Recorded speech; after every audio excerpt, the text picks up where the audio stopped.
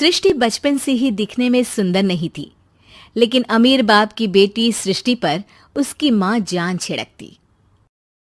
मेरी बेटी कितनी प्यारी है, भगवान सबको सृष्टि जैसी बेटी दे। एक दिन सृष्टि की सहेली कहती है, तू दिखने में कितनी अजीब सी है, लेकिन मैं जानती हूँ हम सब में सबसे अच्छी शादी तो तेरी ही होगी। तेरे पापा अमीर जो हैं।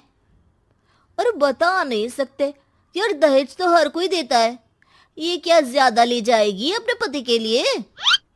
अरे बड़े शहर में कोठी है इसके पापा की। अरे पापा की है ना, कौन सी इसकी है? इसकी होती तब तो कोई भी लड़का इससे शादी कर लेता। अरे पापा की मतलब पापा की है तो मेरी ही है ना? किसने कहा? अब तेरी तो तब होगी ना जब तेरा भाई ना हो। वैसे भी शादी के बाद सारी प्रॉपर्टी भाई के नाम होती है।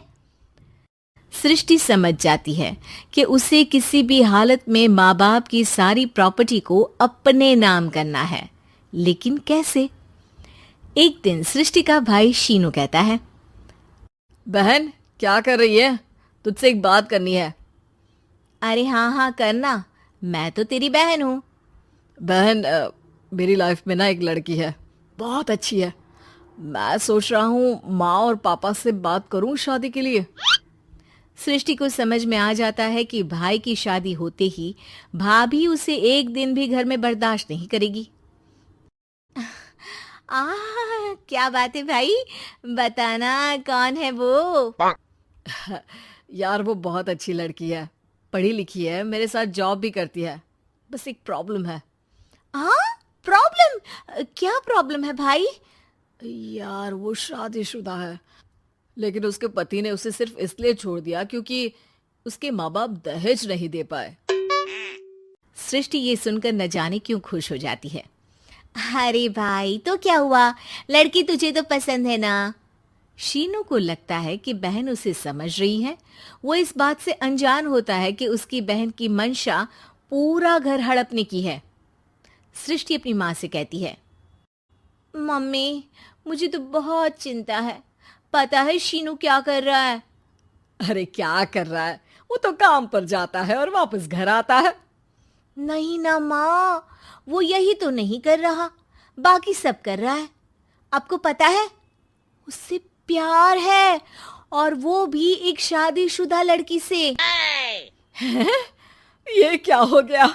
मैं सोसाइटी में क्या मुंह दिखाऊंगी? अरे तेरे पापा तो यही कहेंगे कि मैंने ही उसे बिगाड़ दिया है। माँ देखो, मेरी बात मानो, पापा पर भी विश्वास करने की जरूरत नहीं है। अब आप ही बताओ, पापा इतनी देर घर के बाहर रहते हैं क्यों? बोलो।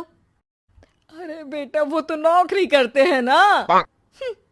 तू बहुत भोली है माँ। पापा का ऑफिस तो 7 बजे खत्म हो जाता है, लेकिन देखो कितनी देर से आते हैं। अरे नहीं नहीं बेटा, ऐसी कोई बात नहीं है। सृष्टि माँ को एक औरत से बात करते पिता की फोटो दिखाती है। देखो माँ कैसे हैं पापा, मैं ना कहती थी कि पापा सही नहीं है। मैं तेरे पापा से बात करूंगी, दे फोटो मुझे।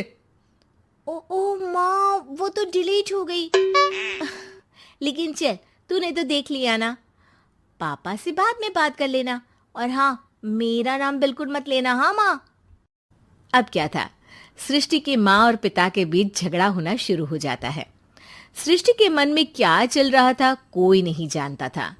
एक दिन, माँ सृष्टि के लिए एक लड़का देखा है, वो लोग शाम को उसे देखने आने वाले हैं। और हाँ माँ, एक खुशखबरी, मैं और पापा मिलकर एक नया बिजनेस ट्राई कर रहे हैं। शाम को लड़का आता है, सांवले रंग का। सृष्टि को तो बिल्कुल भी पसंद नहीं आता। लड़की की माँ कहती है, लड़की का चेहरा तो कोई खास नहीं, लेकिन अगर मेरे बेटे को आप लोग सेटल कर दें तो मैं उसकी शादी आपकी बेटी से करवा दूं। सृष्टि को लड़का बिल्कुल पसंद नहीं था। उसे भाई पर गुस्सा आ जाता है। लड़के वालों के जाने के बाद कहती है, माँ देखा शीनू मेरे लिए कैसा लड़का लेकर आया, न दिखाने लायक न सुनने लायक, सेटल भी नहीं, वो भी हम करे। अरे माँ मैं जानती हूँ ये मेरी शादी किसी भी घर में क्यों करवाना चाहता है। अरे कैसी बात कर रही है बहन? तूने तो देखा ना, लड़के को मैंने ही मना कर दिया तुझसे शादी के लिए। जिसने लड़का बताया था उसने उसकी बहुत तारीफ की थी। बात आई गई हो जाती है, लेकिन सृष्टि का मन शांत नहीं होता। क्या करूं, कुछ समझ में नहीं आ रहा। मेरी शादी हो गई तो ये लोग पूरी प्रॉपर्टी शीनू के नाम कर देंगे। मेरे हाथ तो कुछ लगेगा ही नहीं। तभी सृष्टि को आइडिया आता है। वो किसी वकील को फोन करती है। जी देखिए, अगर आपके मम्मी पापा का तलाक हो जाता है तो आपके पिता की आधी प्रॉपर्टी आपकी माँ के नाम हो जाएगी। फिर उसे वो किसी को भी दे सकती है।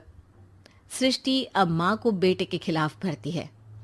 माँ, शीनू पर नजर रखा करो। वो जिस लड़की के प्यार में है ना, वो शादीशुदा है।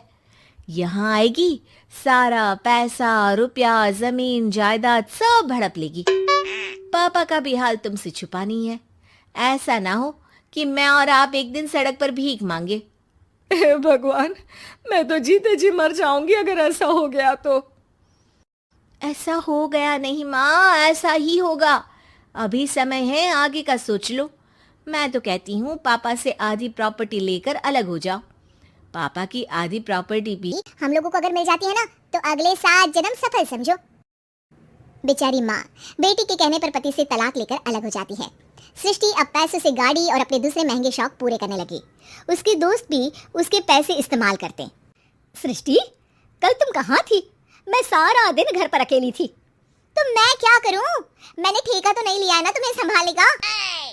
माँ को सृष्टि से ये उम्मीद नहीं थी। वो बैठकर रोने लगती है। वहीं उसका पति यानी कि सृष्टि के पिता आ जाते हैं। मैं जानता था कि तुम्हारा यही हाल होगा, तो आपने मुझे रोका क्यों नहीं? मैं रोकता तो तुम रुकती क्या? सृष्टि के कहने पर तुमने मुझ पर अपने बेटे पर शक किया, लेकिन तुम ये भूल गई कि कैसे हम दोनों ने मिलकर जीवन में इतना सब खड़ा किया। माँ पति के गले लग जाती है। मुझे माफ कर दीजिए, मैंने आपकी कमाई का एक बड़ा हिस्सा गवा दिया। कोई बात नहीं, तुम साथ हो तो मैं ऐसी 7 प्रॉपर्टी खड़ी कर दूंगा।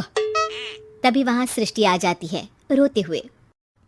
माँ, मयंक ने मुझे छोड़ दिया। वो बोल रहा था जब तक मेरे पास पैसे थे तब तक ही वो मेरे साथ था। पापा, माँ, मुझे माफ कर दीजिए।